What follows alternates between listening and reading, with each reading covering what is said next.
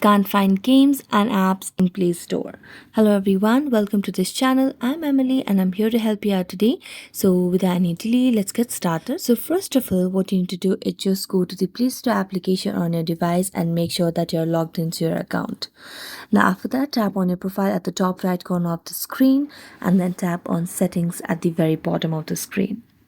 Now go to family and then tap on parental controls. So make sure that your parental controls are on.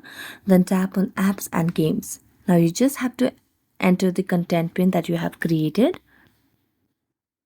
Then tap on OK, and here as you can see, the parental controls has allowed only up to rated for 12 plus.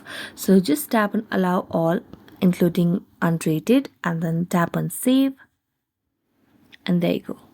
So thank you so much for watching this video. If you enjoyed watching this video, don't forget to like, subscribe and hit the bell notification for more updates. That's it for today. See you next time.